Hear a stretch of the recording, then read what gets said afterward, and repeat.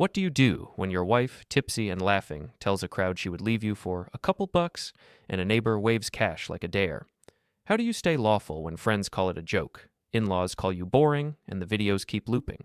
Why do the first visible documents appear only at the very end, after weeks of quiet notes, calendars, and one public delivery? Before we dive deeper into this story, I have one small request. Please subscribe, drop a like, comment, and hit that hype button to boost this channel so more people can discover these incredible stories. My name is Rooke Merrin, and I plan city trash routes the way some people plan gardens, slow, careful, and meant to hold in bad weather.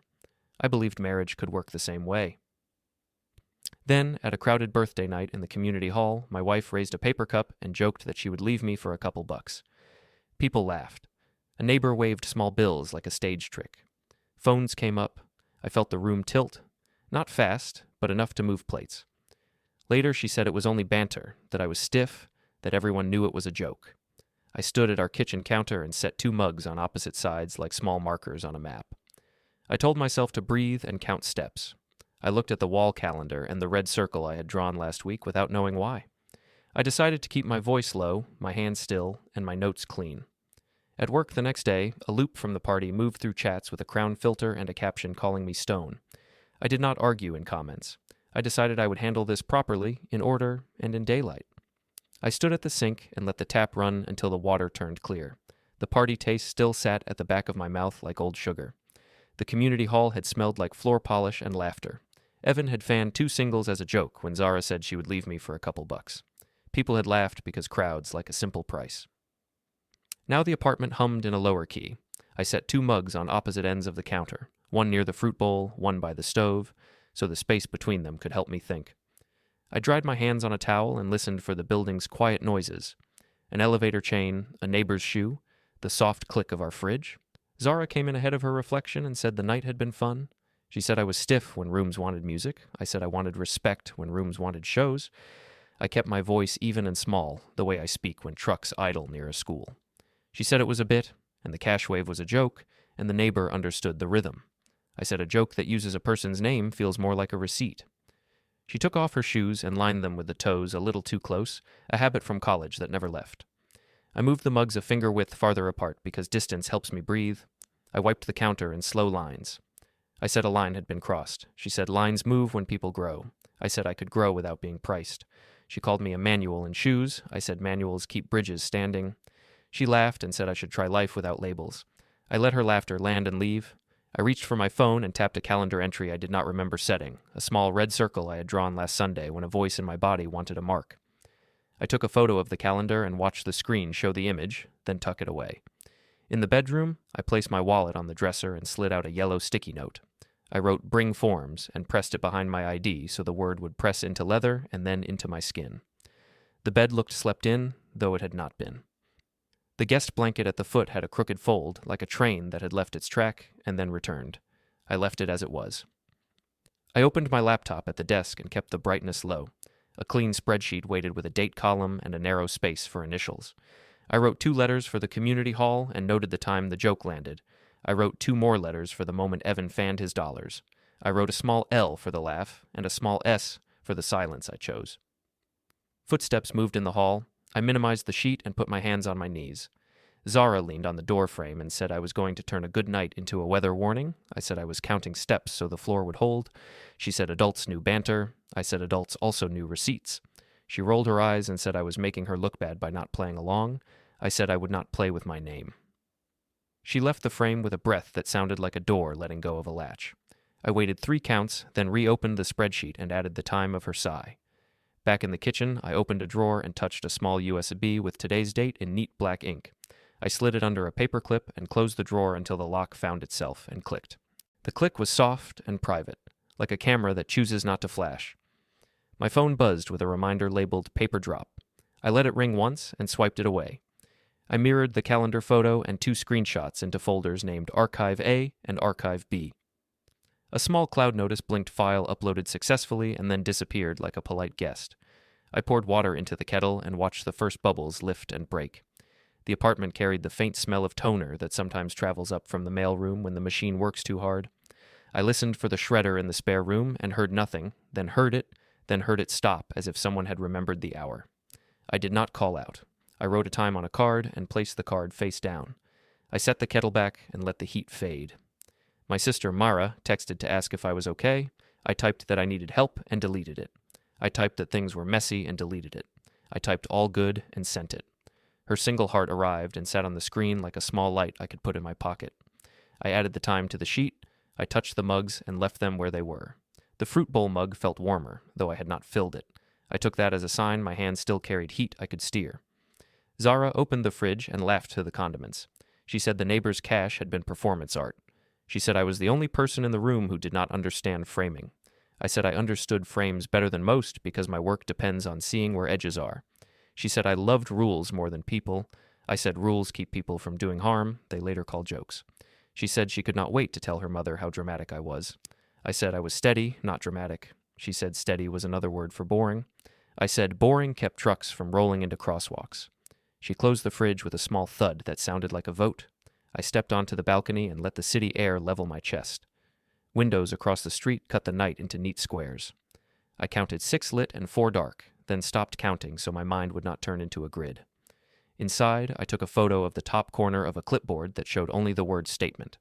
I put the photo between a beach day and a birthday cake in the gallery where no one would care to look. I set my phone face down and placed my palm over the glass until my pulse slowed. I opened the laptop one more time and made a column for place, another for sound. I filled 3 lines: hall, chant, kitchen, hum, spare room, shredder. I minimized the screen as footsteps moved again. I closed the notebook and slid it into the locked drawer. The metal tongue slid back and then forward with the same soft certainty as before. I put on headphones without sound to lower the world 1 layer. In the mirror over the sink, my face looked like a person who knows a map and can still get lost if he runs. I decided to walk, not run. Zara brushed past with her phone in her hand. She said her friends thought the bit was iconic. She said my silence made me look guilty of having no humor. I said silence made me look like a person who does not perform his hurt for strangers. She said strangers were kinder than family. I said strangers were easier. She said she was going to bed and that I should not bring a lecture into the room. I said I would not.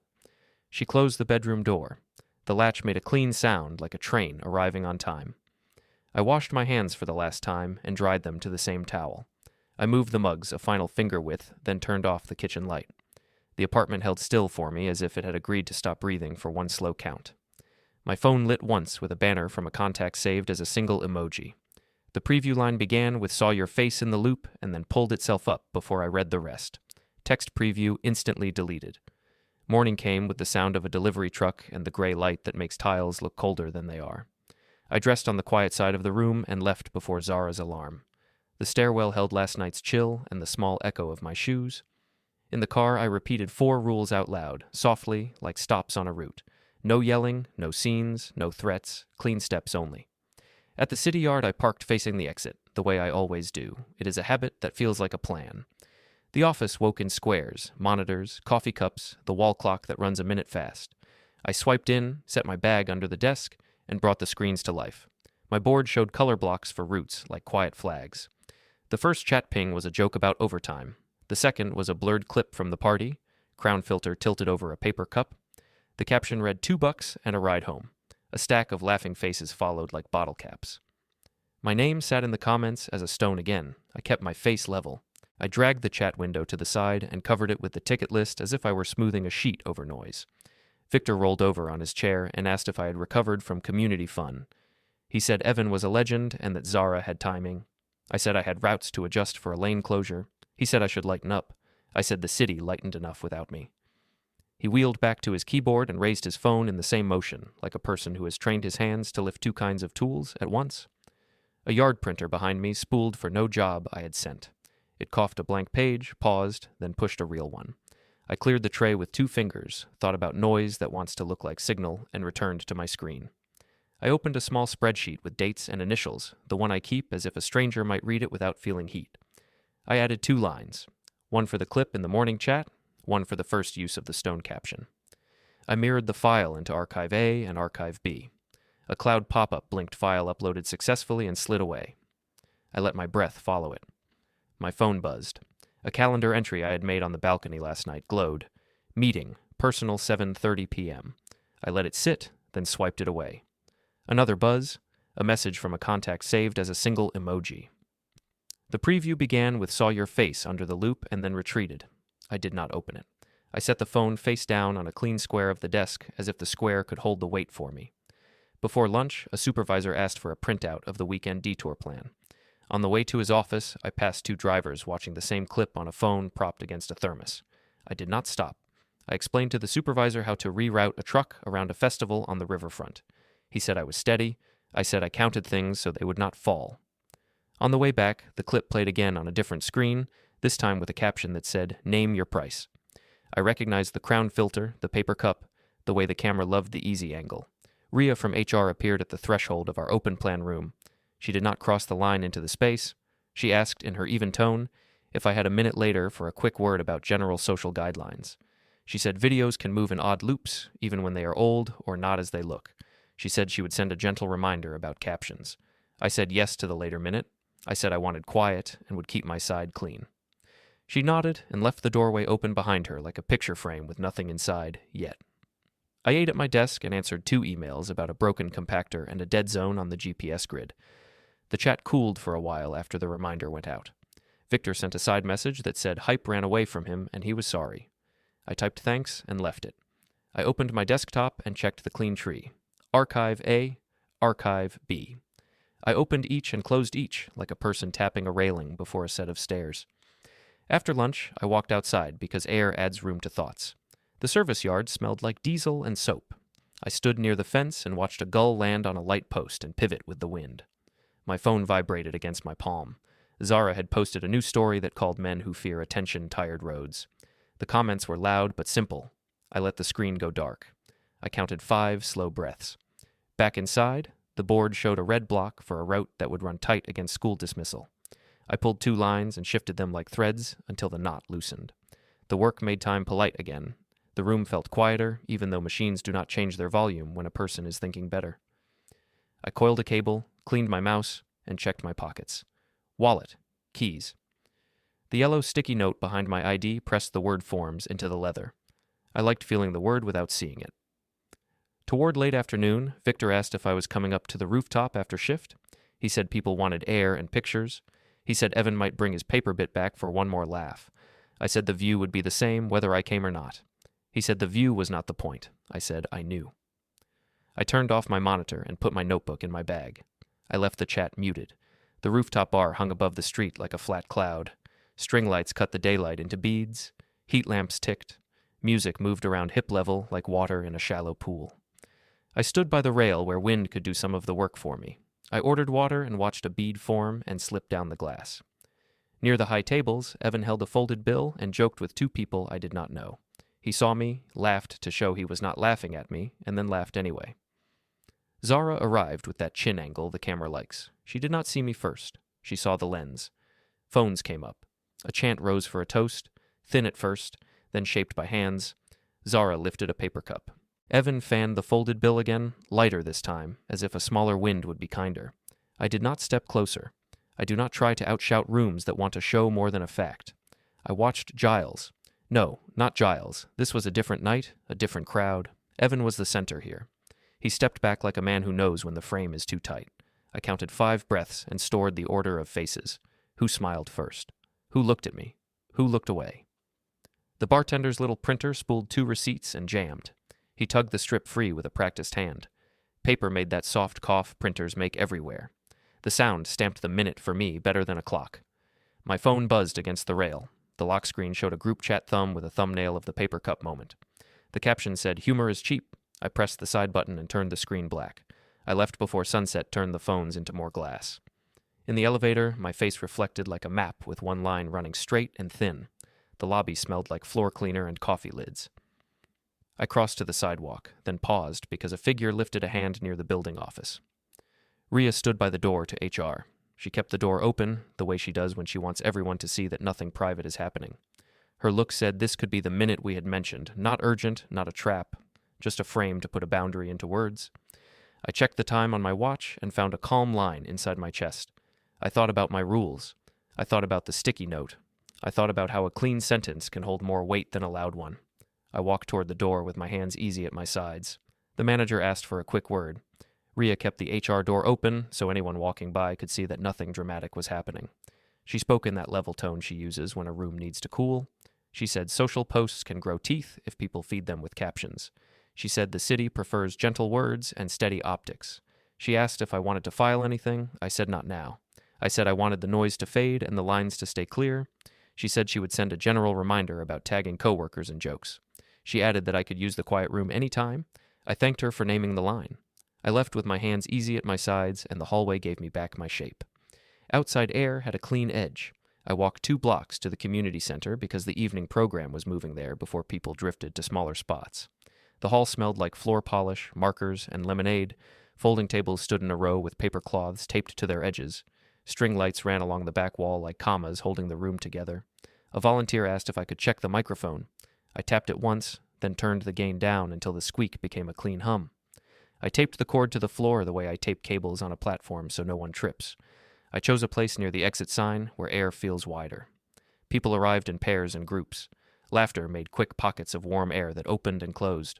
Zara came in with 2 friends and a color that cameras like. She moved as if a lens already followed. Evan trailed them with a grin and a folded bill in his fingers. Not a lot of money, but just enough to make a frame. Helena entered behind them and announced to no one that some men should learn how to enjoy success. Dale kept his hands in his pockets and studied the floor tiles like a map he did not trust. Victor stood by the snack table and raised his phone, testing angles the way a person tests spoons in a shop. The MC welcomed everyone and asked for quick shares. A teacher thanked donors. A teen bragged gently about a small win. Then someone shouted for promotion stories. Heads turned toward Zara and then toward me. My body wanted to step back. I chose stillness. Zara lifted her hand and took the mic with a light step. She said success can sound like late nights and brave jokes. She said grown people can laugh at price tags. She said some men plan trucks when they should plan fun. The crowd laughed in a way that was not cruel yet, just wide. I counted 5 breaths and let the exit sign hold my eyes like an anchor. Evan lifted his folded bill and waved it once. Phones rose around him like a small forest of glass. A chant began near the punch bowl. It started thin, then thickened with hands. The chant wanted a deal. The chant loved a clear number because clear numbers turn rooms into games.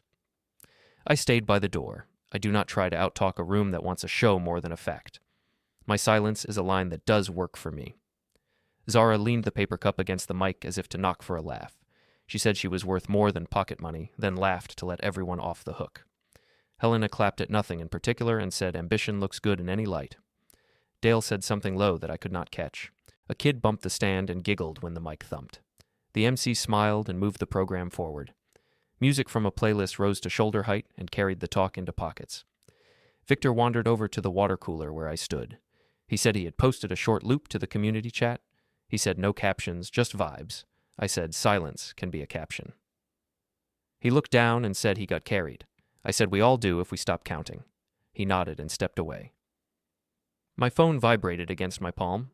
The lock screen showed a tiny thumbnail of Zara at the mic with a crown filter someone had added. The caption added later read cheap laughs. I pressed the side button and turned the screen blank. Giles was not part of this story. This night belonged to Evan and to a crowd that wanted a price. He tried to step back from the frame like a man who understands when a border burns. Zara hovered near him once or twice anyway because hovering makes cameras work harder.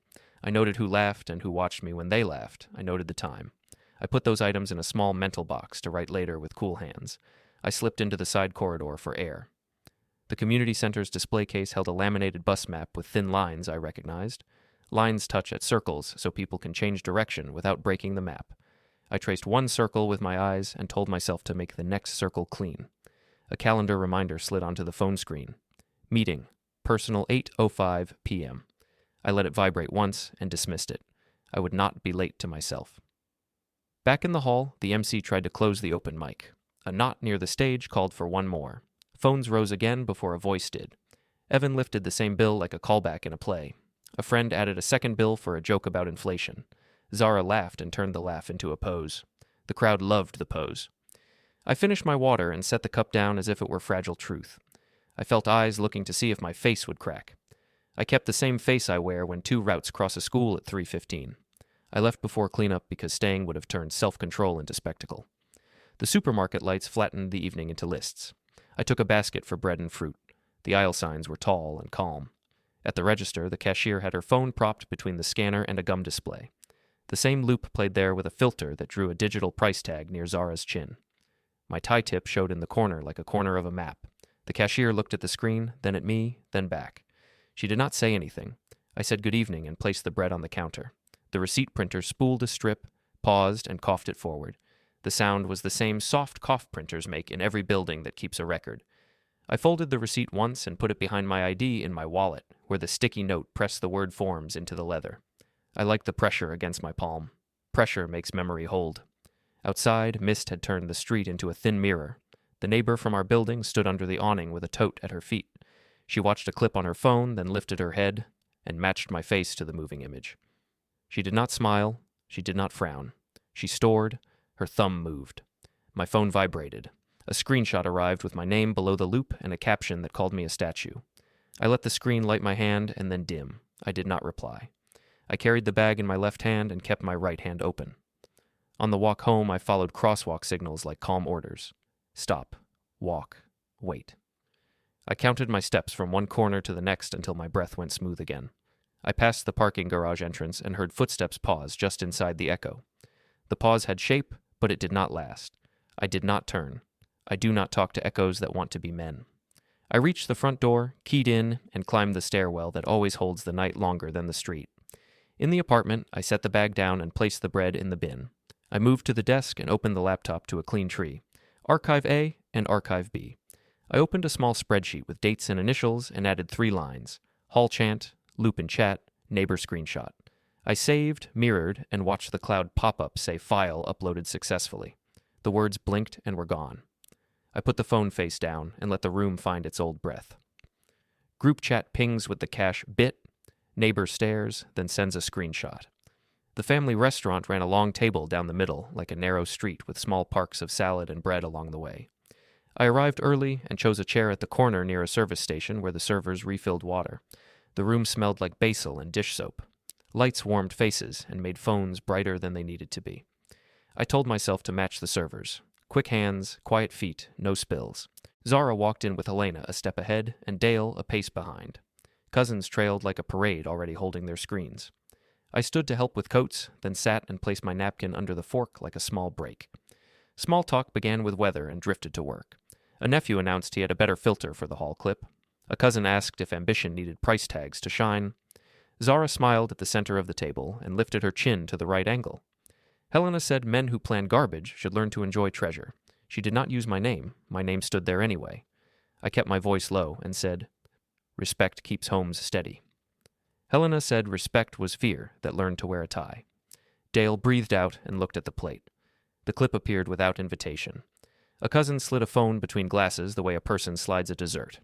The caption read, "Couple bucks in a new font." A crown floated over the paper cup. Laughter made a quick wave, not cruel yet, only large enough to wet the floor. I counted 5 breaths and watched the server tilt a pitcher of water. I thanked her when she refilled my glass. I did not touch the phone. I let the loop pass to the next chair like a bus that does not stop at my corner. Mara and Noah arrived and took the seats across from me. Mara looked at my face like a nurse checking a patient who insists he is fine. She asked if I wanted the quiet seat or the talk seat. I said the quiet seat. She nodded and split a roll for Noah. He swung his legs and watched the table the way children watch a stage before the curtain opens. He asked if selling people was a game. I said, jokes can turn into habits if people clap too long. He asked if habits can hurt. I said they can. Helena raised a glass and said the family should celebrate momentum. She said some men pull while others push, and people who pull should let go. Glasses touched down the line. Zara added that grown people laugh at price tags and move on. She tilted her head toward me to guide the camera. A cousin laughed too loud to test my face and then looked away when my face did not change. I lifted my water a finger and set it down with care. Plates arrived with neat edges. The food was good and simple. A child at the far end asked why adults make jokes about someone sitting at the same table. Talk stalled like a bus at a bad light. Helena said jokes are love dressed bright. Mara said love does not trip people for laughs. Zara scrolled under the table and smiled at something I could not see. I named objects in my head to keep my hands still. Plate, fork, bread, glass, phone, napkin, breath. When dessert came, sugar seemed to add light to the room. A small sparkler hissed over a slice and rode a thin line of smoke up to the duct. Phones rose again. The clip returned like a chorus with a new caption. Name your price. I excused myself to wash my hands. In the hall mirror, my face looked like a person who slept by counting lines instead of sheep. I dried my hands and returned to my chair. Space belongs to people who do not demand it. I took mine without taking anyone else's. After coffee, Helena suggested a walk because walking smooths talk. We moved to the park across the street. The late afternoon light was thin and honest. Noah ran to the swing and asked for a push. I pressed the chain with 2 fingers each time and kept the rhythm even. He asked if adults say sorry. I said adults should say sorry faster than children. He asked if money makes things funny. I said money makes a noise that covers other sounds. He tried the word cover and watched it leave his mouth like a small bird. Zara stood by the fence and angled her phone for a story. Helena took a photo of the swing. Dale watched a dog chase a drifting leaf and missed his chance to stop the leaf. The neighbor from our building pushed a stroller along the path and slowed when she saw us. She did not wave, she stored. I felt the urge to explain myself to a stranger, then let it pass. Explanation is not a rope. It is only a longer word. We stopped by the pharmacy on the way back because Helena wanted a cream she buys after heavy meals. The door chimed. The place smelled like paper, mints, and plastic. The line was 4 people. Cards with balloons shone like small mirrors. Helena told Zara that fun needs an audience and that men who fear attention lose good wives to brighter rooms. I said I did not fear attention. I said I wanted respect. She said respect is a word men use when they want control. I said I use the word at the yard when I want trucks not to collide. She rolled her eyes and asked the clerk about the sale. The receipt printer coughed and jammed. The clerk tugged and freed it. Paper made the soft cough that every building uses to record a moment. I put my headphones on without sound. The world softened by a layer. I could hear my breath and the small hum behind the counter. A bent mirror over sunscreen showed my face without filters. It looked tired, but it looked like me. My wallet pressed a word into my palm through the leather. The sticky note read, "Bring forms." I liked the pressure. Pressure helps memory hold. Outside, a flyer flapped under a cartwheel like a weak wing. Mara stood beside me and said I did not need to wait for a scene to appear. I said I would leave before heat became words. She said, "Do it clean." I said I would. Zara asked if I planned to post something fun to stop looking like stone. I said I would not feed a circle that eats names. She said my silence was a threat. I said my silence was a plan. Helena said the family was embarrassed by my mood. Dale said mood was not the problem. He spoke so evenly that everyone heard him anyway. He said jokes turn into habits, and habits burn houses. He said he had seen it. He did not look at me. He did not look at Zara. He looked at the carts and the wind. We drove home on side streets because side streets give time back. I parked facing the exit as I always do. On the balcony, I moved a fresh photo into Archive A and then into Archive B. A small cloud pop-up said file uploaded successfully and faded like breath on glass.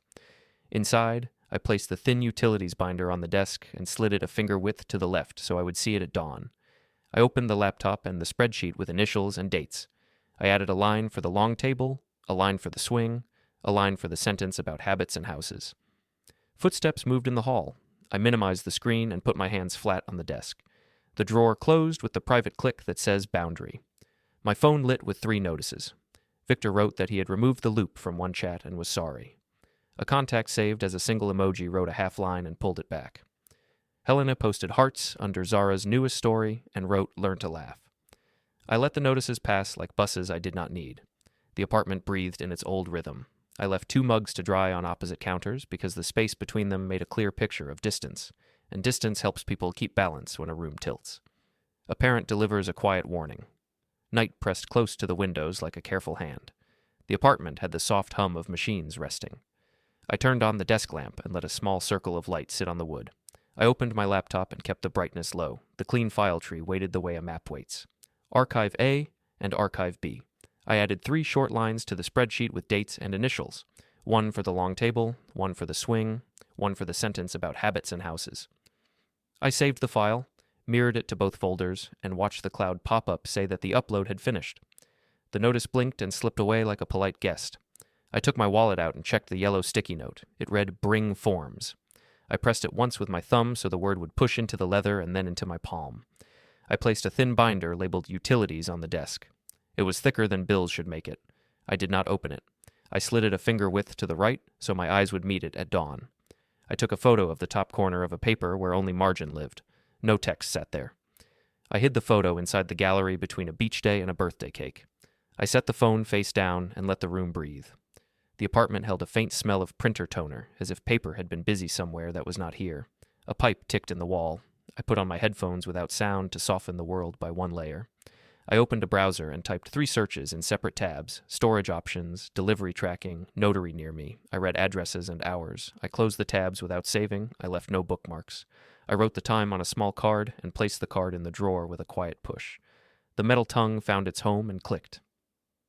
In the morning, I drove to the co-working space because its lobby gives neutral air. The carpet smelled new. A child counted steps along the tiles and laughed at the echo. I chose a seat near a window and placed my headphones over my ears again, still without sound. I opened my calendar and added 3 simple entries. Storage stop 9:35 a.m. Pickup forms 3:15 p.m. Meeting personal 8 p.m. I set each to vibrate once and fade. I plugged a small USB stick with today's date into the side of the laptop. I copied a folder that held only screenshots, times, and initials. I ejected the USB, set it on the table, and turned it so the label faced down. I taped a spare under the inner flap of my bag with one clean strip. The tape pressed like a promise. My phone buzzed. Victor wrote that he had pulled the loop from a bigger chat and was sorry. I typed thanks and left it there. Another ping arrived from a contact saved as a single emoji. It said that the crown filter had finally died out in most rooms. I let the notice dim. A stack of hearts from Helena loaded under a story where Zara called men who fear attention tired roads. I did not open it. I placed the phone face down and let my hands rest. I walked to the window and watched a delivery truck back toward a dock. The driver checked his clipboard and moved as if he trusted lists. The tailgate creaked. Boxes slid forward in careful pushes. I thought about thin lines that carry heavy loads when they are measured first. I returned to the table and opened a blank page titled Statement. I typed "Keep it clean" and then deleted the words. The empty title looked better alone. At noon, I stopped at a small storage unit I had rented for seasonal gear. The hall had a metal smell and a low hum. My unfamiliar key slid into the lock and turned without a sound. I pulled the light string. The bulb woke like a slow eye. Boxes sat in a neat grid. I placed an unsealed envelope on the top shelf and let it rest there. It did not need to hold anything yet. The room held its breath and then released it when I turned the light off.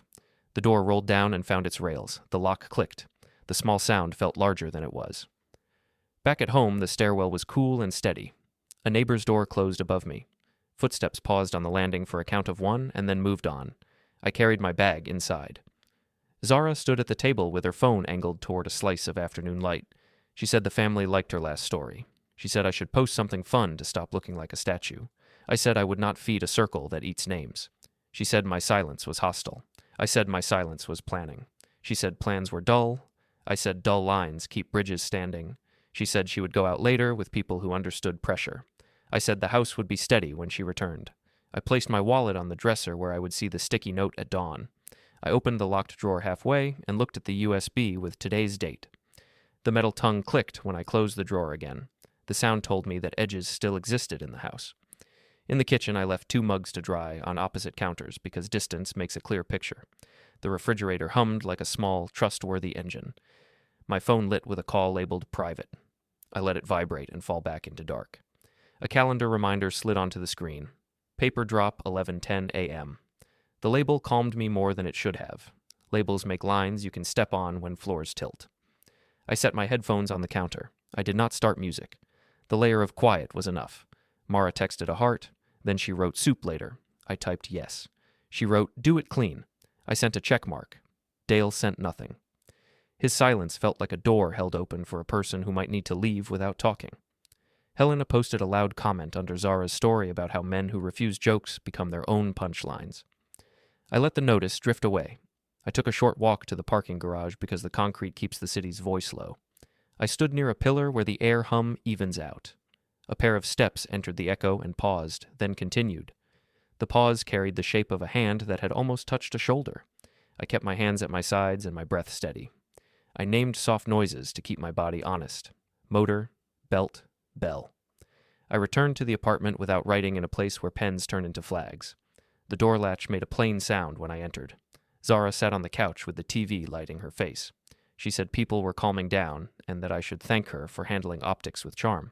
I said I would be clear about what I could accept. I said I would not be part of jokes that use my name for cost and currency.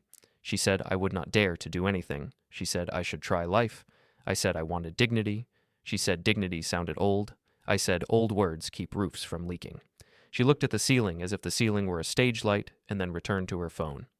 I stood in the hall and looked at the clean file tree on the laptop. Archive A. Archive B.